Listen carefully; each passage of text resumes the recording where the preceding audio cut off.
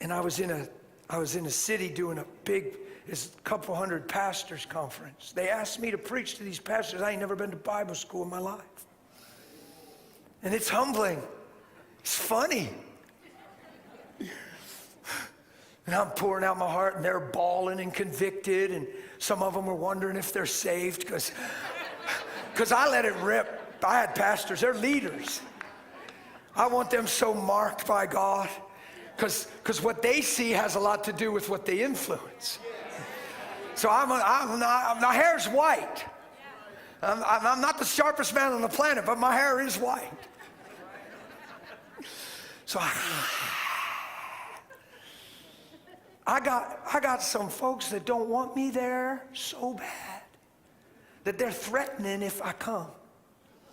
So after my service, I got undercover policemen sitting around me. And I'm like, what? I said, this don't look right. This looks like something you see in a movie, I think.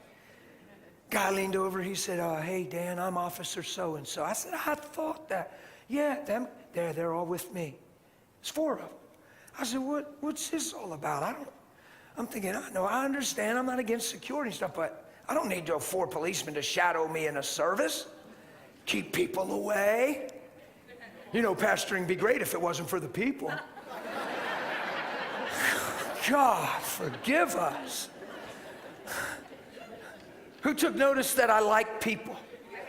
Who saw that I don't run out and I hang and I stayed with these guys? Thanks for letting me stay.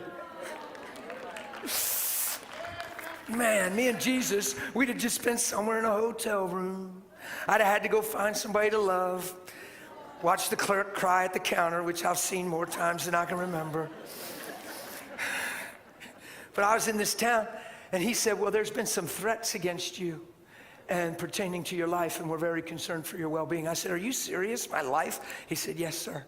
And we're taking it serious, and we have these men. We're going to shadow you and get you to your room, and we're going to make sure you're good till you're out of town. And I said, oh, my goodness, sir, are you kidding me? He said, no. I said, listen. See, because you don't know how you respond till you're in the situation. So you see how I am right now? That's exactly how I was when he told me that. So I'm like, listen, man, I can find you in Romans 9.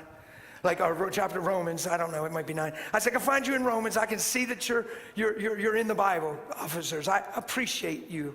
And there's a place for you in society, and I respect you. But I said, right now, so you're out of the boundary of where this isn't yours. I said, this is spiritual, it's intimidation. And if you don't face it, you'll run from it the rest of your life. I said, so here's what we're going to do. We're just going to let it play out. If they say they're going to kill me, we'll see if they can. I'm not thinking it's going to go that way. I got too much in my heart. I'm thinking God's way bigger than their threats. Well, sir, I strongly disagree. Officer, I respect you and love you. I'm not even asking for your agreement. Please disarrange this. I don't want anybody following me that's lived like this threat never happened. And let's walk this out and let the Holy Ghost take care of it. It felt good to feel that way, to not be afraid and be sentimental and wonder if something happens to me. What about my wife? And that's what everybody's thinking. They say, brother, you got to use wisdom. Whose wisdom? Your fear or the truth?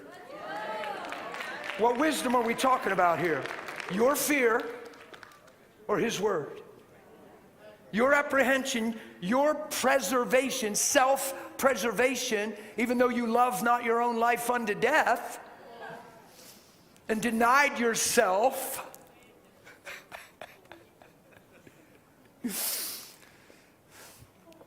So I walked through it. Never had a threat like that again since. You can see I made it through. Here's where I learned this stuff. Guess who I learned it from? Jesus. It's his fault. If you don't agree with me, write him an email. It's his fault. Because here's what I saw Jesus do. I saw Jesus getting arrested. I saw Jesus getting arrested for doing nothing wrong and everything right. I saw him coming with clubs and swords. And they're coming to get him and take him, and it ain't good. They're going to bind him up. They're going to spit on him. They're going to pull out his beard. They're going to mock him. They're going to beat him. And he done nothing wrong.